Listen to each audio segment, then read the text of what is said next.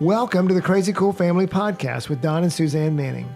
Parents, what if we could give you the power to transform your family into something absolutely amazing? A family where everyone is healthy, gets along, loves Jesus, and has great purpose in life. Hey, let us flip your thinking to unlock the power God has given you to create your own Crazy Cool family.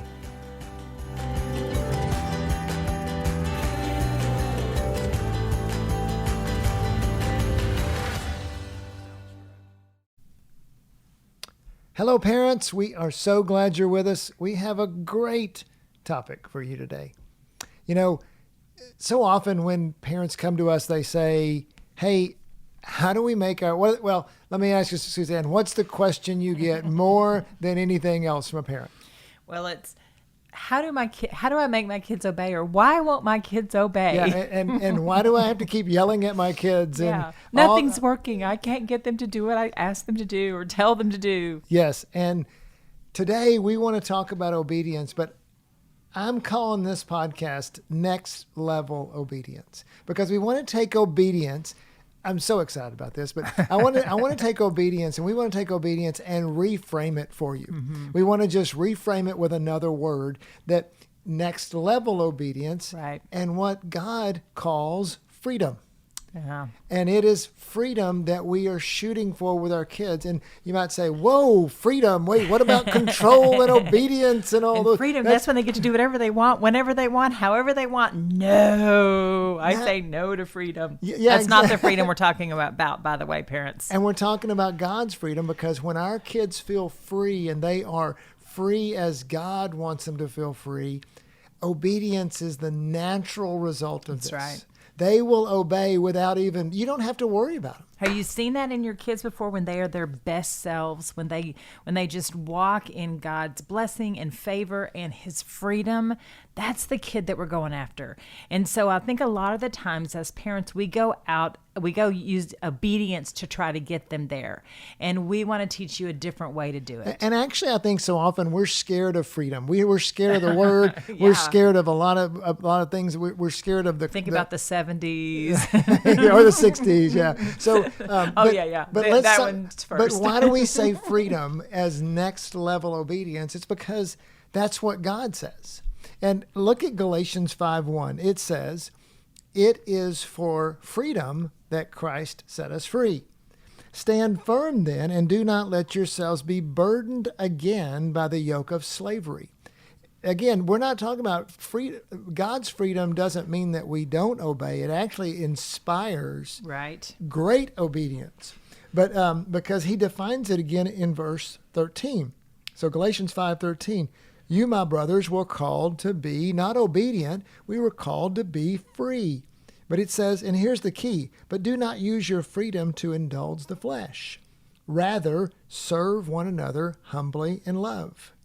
So how do we know when our kids are free? Mm-hmm. Like, what does freedom look like in our kids? Yeah, and freedom looks like we see the fruit of the Spirit in their lives. In fact, in Galatians 5, we see a contrast. Yeah, these are not the fruits, so don't write these down. Yes. This is what I want to see in my children. Well, look at the verse 19 through 21 and see how gross this is. Yeah. It says, "The acts of the flesh are obvious: sexual immorality, impurity and debauchery, idolatry and witchcraft, hatred, discord, jealousy, fits of rage, selfish ambition, dissensions, factions and envy, drunkenness, it only gets worse. Yeah. orgies and the like." Yeah. And notice how it's not just all sexual stuff. But there's within the sexual stuff, there's fits of rage, there's jealousy, discord. Selfish ambition. I mean, our children do selfish ambition every day when they don't share their cookie or they don't clean up after themselves. Right. And so that is definitely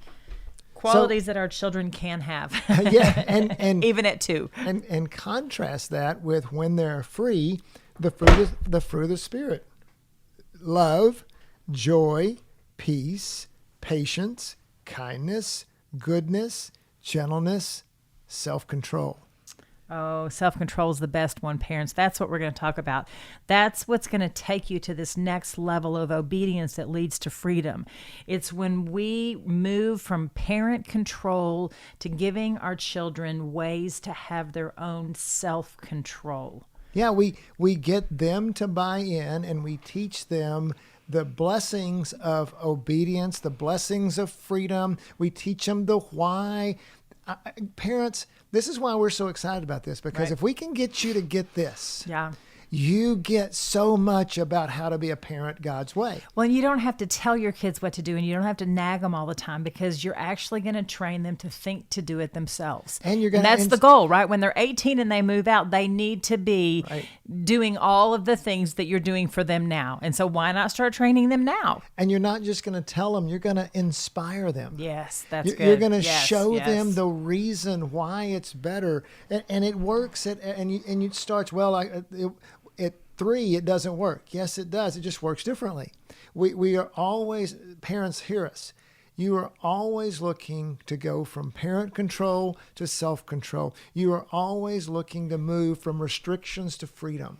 Yeah, think about that newborn baby who is completely and totally dependent on you. And as that baby matures each month, or each week to each month, they become more and more independent. They start to sit up, and then they start to eat food on their own. And then they start to walk, and then they start to talk. And so those things naturally happen. And so what we want to do is we want to just show you how to incorporate that in their behavior, in their obedience, in what they're doing, In their moral choices. and their values, and their character, even. Yes, and how they treat others, and how they treat and And listen. how they respond to you. Yeah, and it starts with the family, and you start to treat. Oh, It starts yes. with how when you're dealing with your 2-year-old, you're training them in how to respond, and you are training them in how to be loving And and it kind. feels like you have a lot of training to do and several opportunities every single day. But know that this too shall pass, and when they're 5, they're not going to act like they're 2 anymore.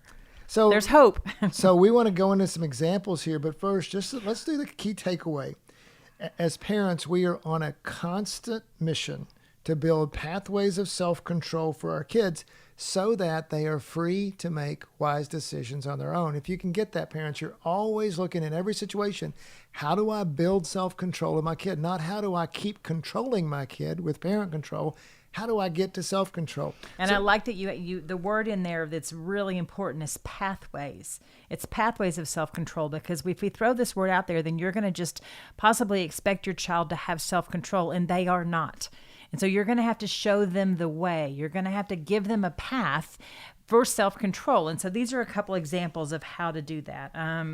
Like, for example, if your child is throwing food off the high chair, I have 2 grandsons that are about 1.5 right now, and that seems to be their favorite thing to do. Both of them do it all the time. Yeah, and As for soon as- some as soon as reason they're in my finished. brain, I don't remember my children doing that, because you look back and your children were practically perfect in every way. And so I'm sure that they did it. And so, since they don't throw it when they're 10 or 15, we think exactly, they didn't throw it then. And so I just had to kind of go back into my mind and try to remember what it is that I did. And in the meantime, though, I'm watching my daughters and seeing how they are responding to their toddlers throwing things. And I love it. Listen to the sentence that they say. They say, "You're making a bad choice right now. When you throw your food off your high chair, that is a bad choice. And that bad choice means that you're going to have to stop eating. You don't get to eat anymore. And you have to get out of your high chair and clean it all up." And so So there's a consequence to their actions, even at 18 months old. Oh, for sure. And what I love about it is that they're okay. Like they the baby picks the food up and he rears his hand back to throw it, and the mom comes in right now, and you can say, parents, or to your baby, "You're making a bad choice. This is not a good choice for you right now. Know that if you throw it, then we're done eating and it's time for you to clean up." And you've laid the pathway out. You've now given them the choice. This is a pathway to self-control. And it's the same terminology you're going to use all the way through. Like, for example, if you've got a child that's hitting you or hitting others, you're going to use it. Okay, you've made a bad choice. It is not acceptable for you to hit me or your friends. It's actually against the law. It's called physical assault. And if you do this when you're 18 or 20, you'll actually go to jail. Yeah. And so know that that is a bad choice. We're not going to practice bad choices. We're going to practice good choices. And look at the outcome of hitting your brother or sister. You've made your sister cry. Is that what you want to do? Do you want to hurt them? Things like that. Giving them the consequences of their choices. But that's part of the pathway. I mean, Right. and even with that, then you have to, part of that pathway to self-control is, you're going to have to be removed from this situation. And also just inspiring them towards different behavior of saying, hey, what would be a better choice at that? So What good, would what could we do differently so that our sister is uplifted or so that we're not going to hurt our sister? Or I understand that you're frustrated. Go, you burn your energy and run a lap around the yard, or go beat your pillow up because it's not a person and you can do that. But I love it. Inspire them to make a different choice. That is a great pathway to self-control. I always say that, running a family is like running a small business. And what we forget sometimes is we forget the sales part. We're so good at operations, and we want to make sure that everybody's on time and that everybody's, got their shoes on and they look good. But what you forget is you're in sales. And I'm never really fond of that hardcore salesperson. But if you get some salesperson that's inspiring, I'll buy it every Right. time, even if I don't need Yeah. it. Yeah, I've right. come home with stuff and Dawn's like, Suzanne, for real? And Yeah, I'm but like, we saved 40% though. but he was so inspiring. Anyway. Hey parents, you ever feel like you're working really hard at this parenting thing, but certain things just aren't working very well for you? That if you just knew more, if there's certain things you could learn that would make this parenting thing so much easier and so much more effective, well, guess what? It's true. There are things that you can learn that we can help you with to make your time in parenting much more effective, much more valuable, much more rewarding. And one of those things in particular we find with almost every parent we see is a certain strategy that we want to tell you about. And we put together a webinar, a free webinar, to be able to explain it to you. Now, I can't do it in this little tidbit here, but you can get on the webinar at crazycoolfamily.com/webinar, and you can sign up for it. Short amount of your time, but it's going to be so valuable to you. Go to crazycoolfamily.com/webinar. We've got lots of times to get on it, and you will be rewarded for your time. So again, crazycoolfamily.com/webinar. Come join us. Yeah, parents, we are selling our kids all the time on the pathways of Jesus. Mm-hmm. We're selling them on the why. And so often all we do is tell them no.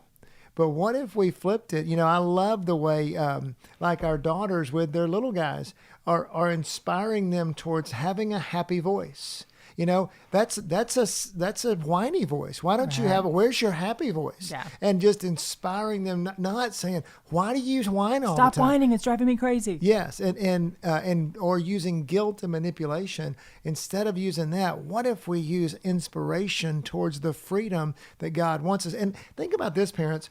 Why does God want us to be free? What is it? Why does he say that he wants us? Oh, you, my brothers and sisters, were called to be free. Because when we do things God's way, we have the fruit of the Spirit in our life. Mm-hmm. We have peace, love, joy, patience, kindness. When we practice self-control, when we practice those things on the end of that, when we do, faithfulness, gentleness, self-control, we get love, joy, peace. We get those things. And so do you want to be loved? You can tell your child that, hey, do you want to be loved? Then you love others. Do you want to be forgiven when you do something wrong? Then you forgive others. You're always, you're selling on why we do things so that they understand and so they will buy in. Yeah, so to me, I think what freedom is it's like an open box that's emptied out, and it's just you're just free for God to pour into it whatever that needs to be put in there. But when we're walking in disobedience, then we're bogged down with the guilt and the shame and all the things that go with that. And so that's what we're shooting for. We're shooting for that box to be filled. So their child is, I keep saying this, but our child's their best self. When we're our best selves is when we're free in Christ and we're doing what God's asked us to do. Yeah. So, okay. So here's the sticking point for a lot of parents. So if we're going to build self-control in them, what do we have to do by definition? We have to, guess what? We have to give up control. And many times, Woohoo! Yay! Yes, do it. You're gonna love it. yes, but so many parents come up to us and go, "Are you crazy? Give up control. My life is already chaotic. You're asking me to give up more control." No, we have to protect them. No, we Right. have Parents to tell us this all the time. Look out for them. We have to look out, protect them, look out for them. We have to stay on them. Otherwise, they will get hurt, or they will fail, or they will look bad, or they will embarrass us. And all these things that we create these scenarios. But And yes, they will. Your children are going to get hurt. They are going to fall. They will fail. Promise you that.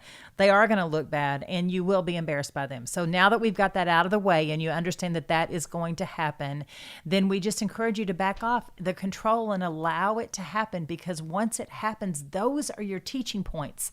Those are where you can press in and you connect with your kids at a whole nother level. Those are literally the doorways to the freedoms that we're talking about, the self-control pathways. Those are what you have to go through to get there. Yeah, and so many times we're so afraid of them. No. Well, and just like, Jesus was always on the Pharisees for trying to follow the rules too much. It was all about, and what he wanted them to do was to live a life of mercy.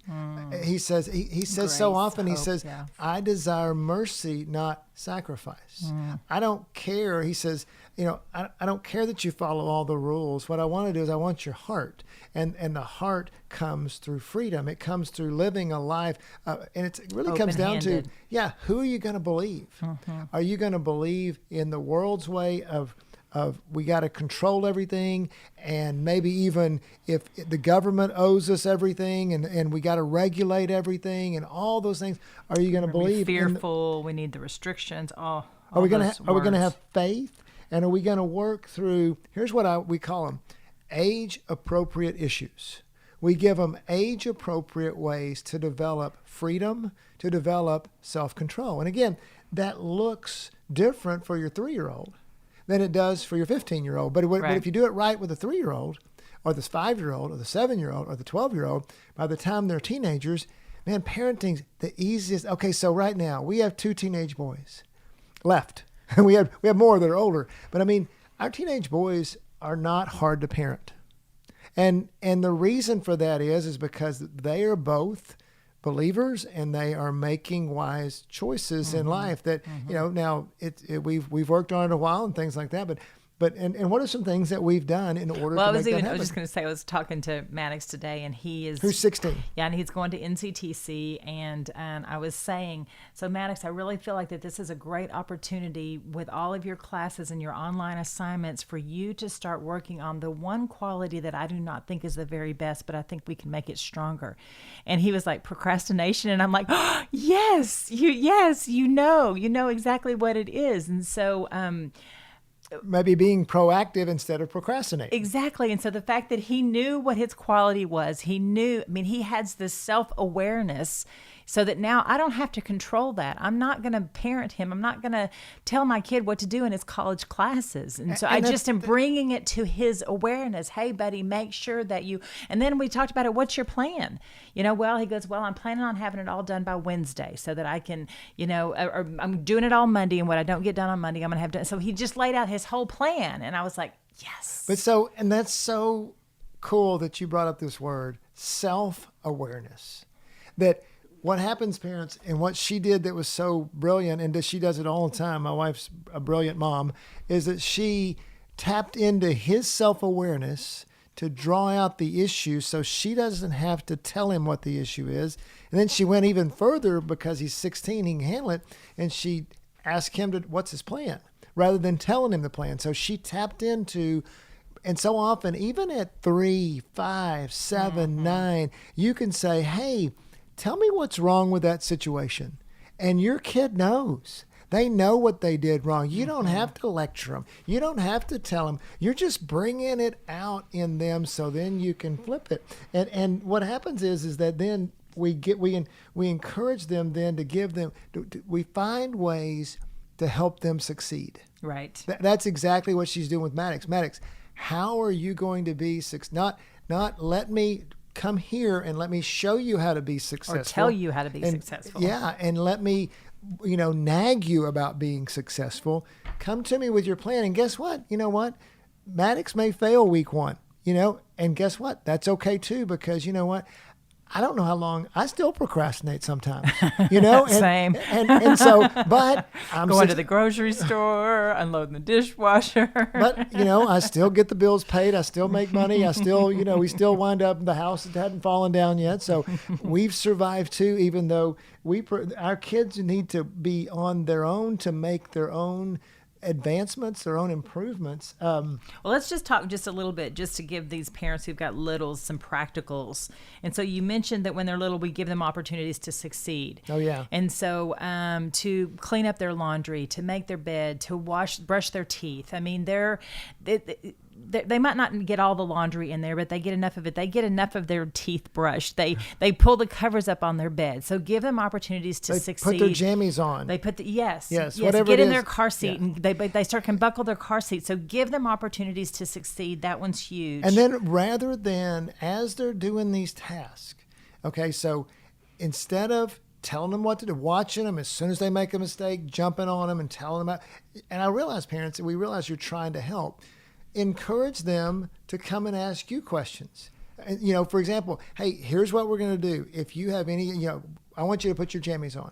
And if you have any trouble with that, you bring them to me. Right. Instead of going watching them and no, you didn't do that right. And, oh, here, let me just do it for you. Oh, yeah. That type of stuff. We so want to rescue them in the name of time and energy and efficiency. We want to rescue them. But another thing that you said, Don, which was so good, is you said tasks. When we give them tasks, and a thing to do when they're little is to encourage them to do things on their own with their tasks. Get their own water. Get their just to start building that independence, that responsibility. And I see parents so often do this well, in that the kid will do it and they'll go, wow, that's amazing. You're such a big boy, or you're such a big girl. I can't believe. How old are you? Are you Right. 3? Yeah. I don't, you've got to be at least 5, and things like that. I think those things just build your kid up. You just see them beam rather than being beaten down. Yeah, I love it. So just taking responsibility of the little things. That's what we're talking about. And then we've mentioned it already, but to let them fail, and that it's okay. You know what? If they go out in public and their shirt's on backwards, but they put their shirt on by themselves, I don't even count that as a fail. I count that as a win. I mean, Don, you've gone out in public with your shirt on backwards before, right? I mean, recently. Hey, stop. Too vulnerable. I can't take it. So we just want to let them fail. Okay, so now let's talk about just some older kids. Just get super practical with these older kids. Once again, give them increasing responsibilities. Start feeding the dog. Picking up stuff in the yard. Taking out the trash. Yes, taking out the trash. Gathering the trash. Unloading the plastic things in the dishwasher. Just what we want you to hear is that the tasks and the responsibilities are what help our children create those pathways of self-control, but it gives them purpose.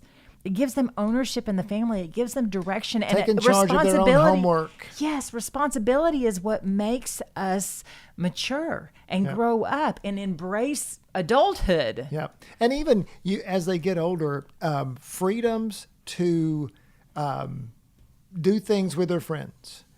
So often we are so nervous about what they're going to do. Let's talk about technology for a minute. Hey, what's your plan on technology? What do you think needs to happen here? What are your dangers? What can happen? Tell me about technology. Now, I don't understand it. You understand it better than I do. What are some dangers you're facing, and what can we do with that? And even if you do understand it better than your kids do, when you invite them in, when you humble yourself with them, then it lets them be the expert. And when they are the expert, then they're gonna put in a safeguard for themselves that you might not even know to put in, or your control, that your parenting fear, restriction, control mechanism comes in, but you open the door for your child and you ask their advice and their opinion, then you've created once again a pathway of self-control. So they're going to a swimming party. Okay. Hey, what's going to happen at that swimming party? What are some potential dangers there. Well, this girl or this movie or this whatever they're going to. Okay, what are you going to do about that? How are you going to handle that? And listen, by Back the way, to that awareness. yeah, Back to that and word. by the way, 13-year-old son, if you get in a place where you can't get out of it, I will always be the bad guy for you. I will always I have to come go get home. My you. dad wants me to come home. Yeah, I mean, if you ever get in that spot, you're not going to get in trouble. Come home. And by the way, if something happens, I want you to tell me about it because I want to process with you about it. I want to help you. This is not so. Those are ways you give them. That's freedom. What does God say? He says, approach in Hebrews 4. He says, approach my throne of grace with confidence. So good. But we have to be a throne of grace, parents, because then our kids will come to us. They want to come to us. Yeah. That's good. And then, so that leads, though, into as they even get older, to talk about their faith. Right. And answer the hard questions. That's so important when it comes to, once again, that pathway of self-control, is they have to have the belief they need to be able to hear from God's voice. They need to hear his directions on what is the right thing to do and the best thing to do. Well, and so often, and parents, one of the things we've learned a lot is when something makes you fearful, that is the time to reconsider your actions, because God, like a red flag. when something makes you want to control it, watch out, because that's when you're starting to push your kid away. And that happens with questions of faith. Yeah. Our kid says, oh my goodness, what if I don't believe there's a God? Oh my goodness, Every one of your children will ask that at some point. I'm not going to guarantee it, but I will suggest it very strongly. Yes, and so because they have to own their own faith at some point. So don't be scared of it. Yes, but it makes us so fearful. Our kids are going out with someone. We want to control it and stuff. Everything in us puts in, and the enemy's right in front of that. Alive and well. Just Yes, putting fear in us. And when that yes. happens, what are you going to do about it? Yeah. Yeah, that's good. We don't build freedom in our kids through our fear. We don't build freedom through fear. We build freedom through faith.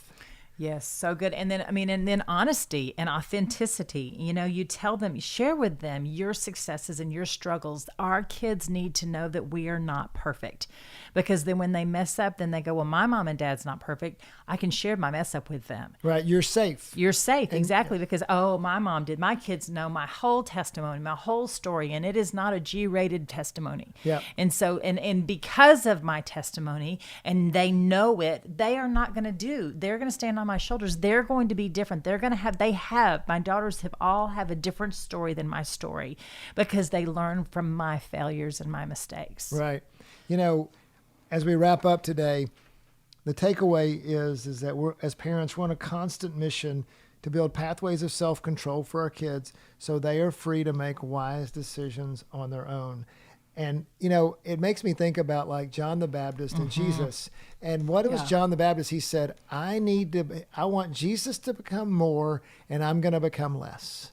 And parents, that's our constant goal as a parent. We want them to become more independent, more self-sufficient, more freedom, more love, more patience, more fruit of the Spirit in their lives. And we want that to happen with us doing less. Mm-hmm. And so less doesn't mean that we're not important. Parents, you are going to be so important, because when you do it right, we actually become very important. We become a trusted counselor to them. Yeah, we become a coach. We become a friend, a mentor, Jesus says an ultimately, advocate. Yeah, Jesus says ultimately, he says, I don't call you servants anymore. I've called you friends. Yeah. And people say, oh, you can't be friends with your teenagers. Guess what? We are. Oh, yes, you can. And we're still the It's parents. amazing. Please be friends with your teenagers. Please. They desperately need a wise friend that's not doing stupid stuff, that's telling them where the wisdom is. Oh, so good. So, our challenge for you as we wrap up is just think about places where you are fearful, and you can, and start to think about how you can flip that to engage your child and to hand over that control and start training your kids to have self-control. To have freedom of the Spirit, freedom to do the things that they need to do. Yeah, and so just a hint, if you don't know where to start when it comes to self-control, then just think about a place where your child's frustrated. Okay, if your 3-year-old is frustrated every time you go in there and you pull their pants up when they're potty training and they're frustrated because they want to do it themselves, then that is a red flag to you. Oh, I need to let them do that. I need to let them. And so I just want you to encourage you that if there's frustration, or if there's a place where you have a conflict with your child in any area, maybe it is doing their homework and your child is like, I got this, Mom, let them have it. Yeah. They're screaming to you. And so that's where we want to challenge you. We want you to press into those frustrated spots, those spots where you have a conflict with your child, and just ask God, how do I give them a pathway of self-control here? And God's faithful. He will give it to you. And guess what? They're going to fail. Guess what? Promise. I do promise that. Yes, it's going to be a little messy, but you know what? It works. And over time, they gain freedom, and you start to see the fruits of the Spirit exhibiting themselves in their lives. And it is an amazing thing to see. It is an amazing thing to raise a kid that loves Jesus and has freedom and makes wise choices. And I just want to end with, and just know that as you move from parent control to teaching your child or giving your child pathways of self-control, that we are praying for you. Oh, yeah. And that the more people you have praying for you, and the more you pray for that giving up of parent control and producing self-control, the more benefit, blessing you're going to have. Yeah. Praying for your parents, and love you, and thanks for listening. Go be crazy, and give your kids crazy freedom. crazycoolfamily.com.